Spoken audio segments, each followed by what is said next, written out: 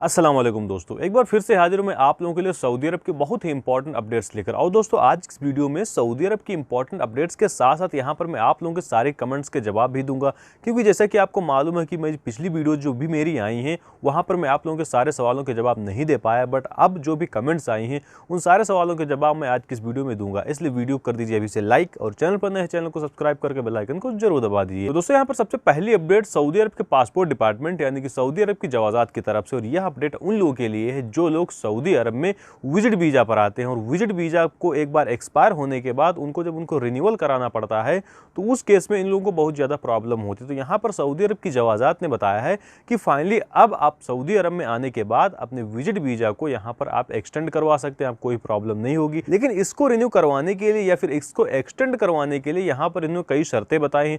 उन शर्तों में अगर आप फिट बैठते हैं तभी आप अपने विजिट वीजा को यहां पर रिन्यू करवा पाएंगे। तो दोस्तों सबसे पहली कंडीशन में यहां पर सऊदी अरब की जवाजात ने बताया है कि आपके पास एक वैलिड मेडिकल इंश्योरेंस होना चाहिए, यानी कि आपका जो मेडिकल इंश्योरेंस है वो वैलिड होना चाहिए, वो एक्सपायर नहीं होना चाहिए, तभी आप इसको रिन्यू करवा पाएंगे। इसके अलावा दोस्तों यहां पर सऊदी अरब की जवाजात ने अगले पॉइंट में बताया है कि आपका जो वीजा है उसकी एक्सपायरी डेट से 7 दिन पहले ही आपके वीजा का रिन्यूअल हो जाना चाहिए। यानी कि जैसे कि मान लीजिए आज से 7 दिन बाद अगर आपका वीजा एक्सपायर हो रहा है तो आज लास्ट डेट है, आज आप अपने वीजा को रिन्यू करवा सकते हैं। लेकिन यहां पर इसके साथ साथ सऊदी अरब की जवाजात ने और बताई है कि अगर एक बार आपका वीजा एक्सपायर हो जाता है और उसके एक्सपायर हुए 3 दिन बीत जाते हैं तो उसके बाद आपके ऊपर फाइन भी लगाया जाएगा। तो बेहतर होगा कि आपकी जो वीजा की एक्सपायरी डेट है उससे पहले आप रिन्यू कर लीजिए। इसको रिन्यू करने के सऊदी अरब की जवाजात ने बताया है कि सबसे पहले आपका जो होस्ट है उसके अब्शर अकाउंट में आपको लॉगिन करना है, उसी के थ्रू आप वहां पर अपने वीजा को एक्सटेंड कर पाएंगे। इसके अलावा दोस्तों यहां पर सऊदी अरब की जवाजात ने एक पॉइंट को और क्लियर किया जो कि बहुत ही इंपॉर्टेंट पॉइंट है और इसको लेकर बहुत सारे लोग कंफ्यूज रहते हैं। सऊदी अरब की जवाजात से बहुत सारे लोग पूछते रहते हैं क्या हम सऊदी अरब में विजिट वीजा पर आने के बाद अपने विजिट वीजा को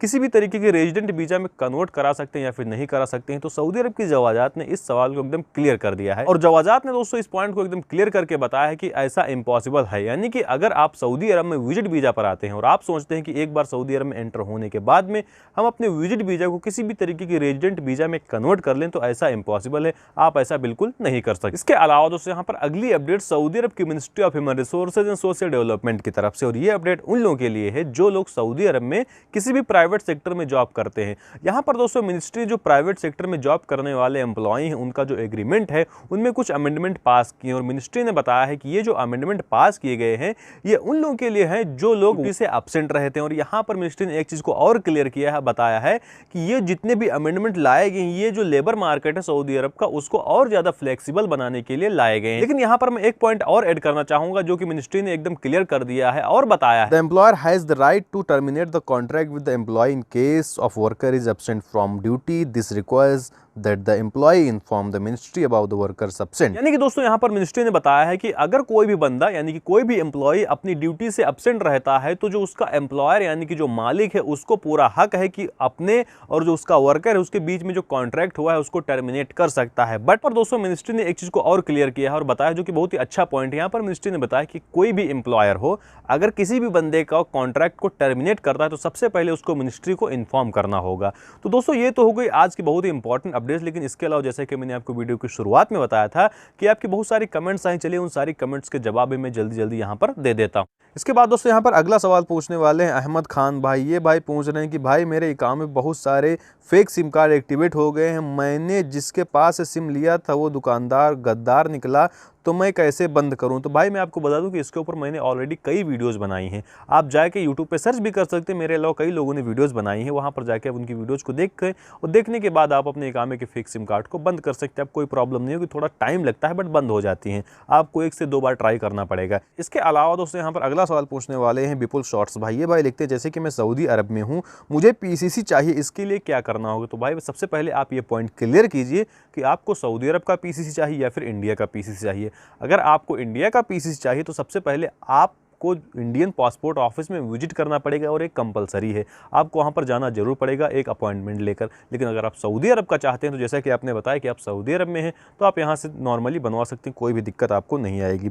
उसके बाद दोस्तों यहां पर अगला सवाल पूछने वाले भाई मैं रिफ्रेश कर रहा हूं बार बार और लॉग आउट हो जा रहा है। भाई आप थोड़ा सा ट्राई कीजिए। मैं जानता हूँ आप किस चीज़ के बारे में बात कर रहे हैं, आई थिंक आप पीसीसी के बारे में ही बात कर रहे हैं, क्योंकि कभी कभी जो सर्वर हो एरर बताता है, इसलिए आपका ऐसा हो रहा है। बट आप ट्राई करते रहे, इंशाल्लाह हो जाएगा। इसके बाद दोस्तों यहाँ पर अगला सवाल पूछने वाले हैं असलम खान भाई। ये भाई लिखते हैं, क्या मेरे सिटी के किसी ई मित्र शॉप से अपॉइंटमेंट बुक कर सकते हैं पीसीसी की? भाई आप बिल्कुल बुक कर सकते हैं, आप अपने मोबाइल फोन से कर सकते हैं, किसी भी शॉप पे जाके कर सकते हैं, कोई भी दिक्कत नहीं है। इसके बाद दोस्तों यहाँ पर अगला सवाल पूछने वाले हैं मोहम्मद नारू हसन साहब। लिखते हैं, सलाम अलैकुम भाई। अलैकुम सलाम। हमें यह जानना है कि छुट्टी जाने के बाद पीसीसी जरूरी है या फिर नहीं जरूरी? तो भाई मैं आपको बता दूं कि पीसीसी की रिक्वायरमेंट जब आप न्यू वीजा अपने पासपोर्ट पे स्टाम्प करवाते हैं तब होती है। अगर आप छुट्टी पर आए हैं तो आपको पीसीसी की कोई भी रिक्वायरमेंट नहीं होगी, आपको कुछ भी नहीं करना है, आप सिंपली अपना टिकट करवा के वापस आ सकते हैं। इसके अलावा दोस्तों यहाँ पर अगला सवाल पूछने वाले हैं मोहम्मद अमजद भाई। ये भाई लिखते हैं कि भाई मेरा पासपोर्ट अभी अभी नया बना है, तो क्या मुझे पीसीसी की ज़रूरत पड़ेगी या फिर नहीं पड़ेगी? तो भाई मैं आपके इस पॉइंट को क्लियर कर दूं कि मैटर नहीं करता कि आपका पासपोर्ट आज बना है, 10 दिन बाद बना है या फिर 10 साल पहले बना है। अगर आप सऊदी अरब के आने के लिए न्यू वीज़ा की प्रोसेसिंग में जाते हैं तो वहाँ पर आपको पीसीसी यानी कि पुलिस क्लियरेंस सर्टिफिकेट की ज़रूरत पड़ेगी। बट एक चीज़ होती है कि जब आपका पासपोर्ट नया बना होता है तो थोड़ा पीसीसी आने में जल्दी हो जाती है, यानी कि जो आपके पुलिस वाले, आपके जो पुलिस स्टेशन है वहाँ से जो वो लोग क्लियरेंस जल्दी देते हैं, इसलिए आपकी जो पीसीसी है वो जल्दी आपके घर पे बाय पोस्ट आ जाती है। तो आज की इस वीडियो में बस इतना ही। मिलते हैं आपको अगली वीडियो में किसी अगले टॉपिक के साथ। अगर आपका कोई सवाल है तो हमेशा की तरह कमेंट सेक्शन खुला हुआ है।